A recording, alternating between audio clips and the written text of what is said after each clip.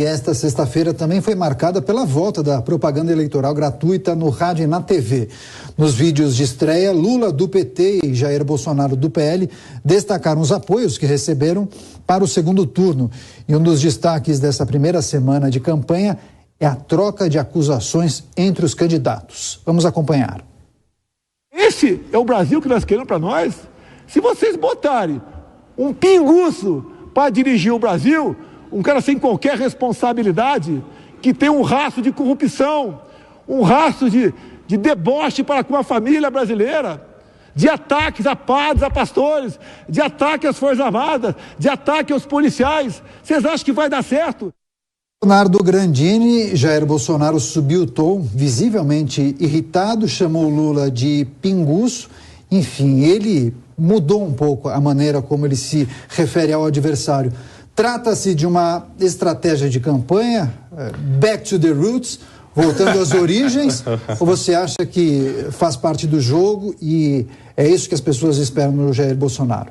Quem parece que tomou umas não foi o Lula, né? Porque quem vem parecendo que tomou algumas é Jair Bolsonaro. Aliás, esse discurso de dar diversos adjetivos, pinguço, cachaceiro, porque você é jovem demais, porque você é mulher, isso agora, porque você é surtada. Você fez isso é característica do Bolsonaro. Você fez e característica dos chaveirinhos dele aqui na casa, né? Você acabou de fazer isso comigo. É característica deles aqui. Você acabou de ver. É característica deles aqui na casa, né? Eles gostam, Marigelinha, né? Esses termos.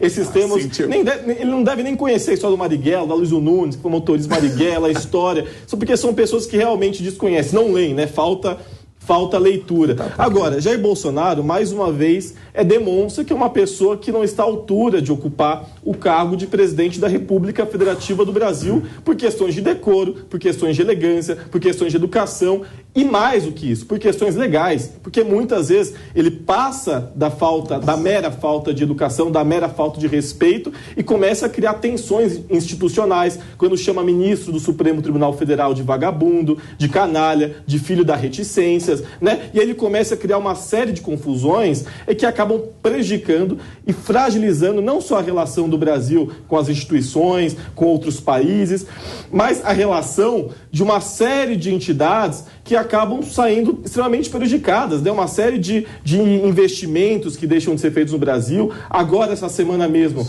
os revolucionários Pércio Arida, Emílio Fraga e Pedro Malan, idealizadores do Plano Real. Agora, o presidente da Natura, né? Diversos empresários declarando, revolucionários, marxistas, declarando apoio à candidatura de Lula. Por quê? Porque eles são comunistas? Não, porque em defesa até do próprio capitalismo é preciso ter instituições fortes, instituições saudáveis e não ficar criando tensões o tempo inteiro, dia após dia. Leonardo, o Marco está anotando no caderninho dele, hein?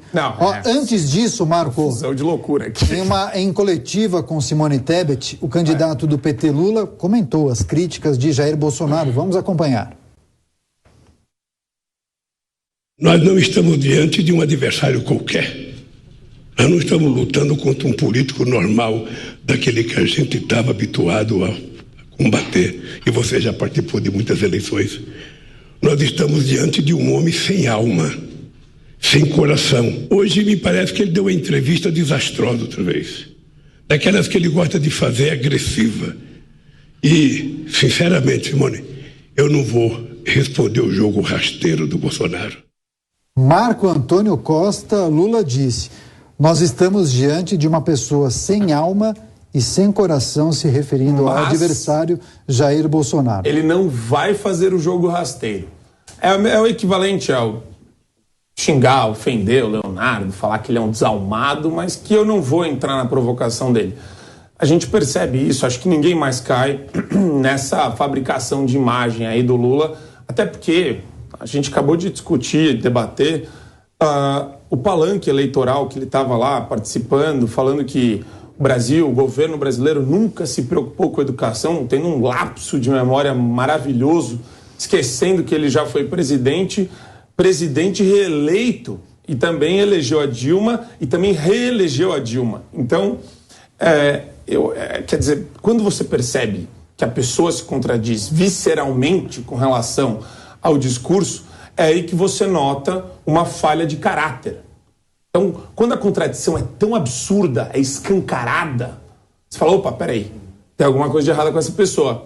Bolsonaro, o que eu ouvi do Bolsonaro não tem contradição. É o que ele repete e eu repito isso também. Tudo que o Bolsonaro falou, eu repito, publicamente, privadamente, em qualquer esfera.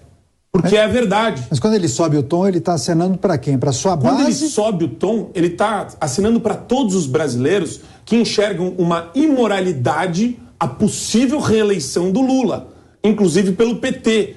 Porque o PT não deveria existir enquanto partido, todos lá dos comitês, né, do comitê central daquele esquema megalomaníaco de corrupção, a maior do mundo ocidental, que parece que a gente tem aqui um pouquinho de problema de memória para reavivar o tamanho desse esquema de corrupção que existiu. A gente tem que fazer um intensivo aqui com o Leonardo, colocar o Deltan Dallagnol, dar um pouco de ginkgo biloba para o Leonardo, para ele lembrar, para ele aprender um pouco do que aconteceu naquele período histórico. Quer dizer, é inacreditável uma pessoa refutar fatos, dinheiro devolvido por corruptos relacionados de dentro do partido, da esfera de influência de Lula, José Dirceu e afins. Então não dá para negar isso daí. Isso é muito simples e muito fácil de rememorar. Agora, tudo isso para falar o quê? A cristalização da imoralidade no Brasil é o Lula candidato com possibilidade de eleição. E é isso que revolta não só o Bolsonaro. Isso deixa todos os brasileiros revoltados, com a hipótese de você ter que olhar, e daí o Justus falou muito bem hoje, você olhar na cara do seu filho e justificar por que, como e quando isso aconteceu. Então acho que a disputa está muito fácil nesse sentido de você discernir o que é honesto e verdadeiro do que é corrupto e falso. Bom, Leonardo Grandini acho que reprovou a maior parte das coisas que o Marco acabou de dizer. Por qual razão? Ginkgo biloba. Não, é porque eu tenho uma dúvida. Ele não sabe o que é ginkgo biloba. Eu tenho uma dúvida. Esse Deltan Dallagnol que você está dizendo é aquele que foi condenado a pagar a indenização para o Lula? Não. O Sérgio Moro é aquele que foi declarado imparcial, incompetente? Qual Deltan? É esse Deltan que você está falando? É esse Sérgio Moro que você está falando? Maravilha. Você não e aliás, sabe que governo? Eu estou falando e você vai aguardar o esperado. Você não sabe o que é uma condenação. Você vai aguardar você tá eu terminar de falar. Tudo. Você vai aguardar eu terminar de falar. Deixa ele concluir, Marco. Ele está nervoso. Esse governo... nervoso. Não, ele também é muito, né? Só que ele é debochado. Eu não, eu sou sincero.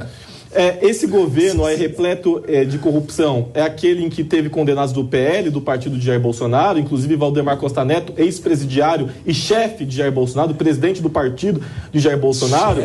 É o PP do Arthur Lira, presidente da Câmara dos Deputados eleito com muito dinheiro liberado do governo federal. Mas qual partido você está falando? Você sabia que o DEM, por exemplo, foi o partido que mais teve condenados e não o PT? Então desconhece números, você desconhece fatos. Você, como toda patota de extrema-direita, é limitada intelectualmente no sentido em que quer ignorar a verdade. Mas não adianta ignorar a verdade. Inclusive a gente viu nas urnas, né? O povo não é idiota, o povo não é burro. Vocês acham, né? O seu presidente falou essa semana que o nordestino é burro. O nordestino não é burro. O nordestino não é idiota. E você sabe muito bem o que ele disse, Marco. Não venha se fazer, Marco. Vamos abrir aspas não venha aqui. Se fazer. Vocês acham que o povo é burro. Pode ser pobre, mas não é burro. Aspas aqui, o povo pode ser pobre, mas não é burro. Vamos abrir aspas? O presidente falou isso? Não falou a palavra burro, né, Marco? Mas falou que o analfabetismo está ligado ao voto na esquerda. Ele vai concluir, arremata, Marco. Arremata, que precisa girar o assunto. Que o povo não sabe votar. Infelizmente. Que o povo é idiota. Você sabe muito bem o que ele disse. Sim. Eu não tenho problema nenhum. Eu debato com qualquer pessoa que colocarem aqui do meu lado. Vou debater com o Leonardo sempre que quiserem aqui na Jovem Pan. Mas a gente tem uma pessoa que, do ponto de vista até de retórica e discurso, é muito fraca. Ele acabou de se desmentir. Ele falou uma coisa e desdisse o que ele falou e fecha aspas. Em um momento consecutivo. Ele não esperou 5 segundos para se desmentir aqui. Quer abrir e fechar aspas. Então não dá, quer dizer, não dá para levar a sério uma pessoa assim. Leonardo, se você se sentir desrespeitado, você pode formalizar uma reclamação, tá? A gente vai levar para a direção, tá bom? Não, ele também. Eu Agora, não me sinto, antes disso,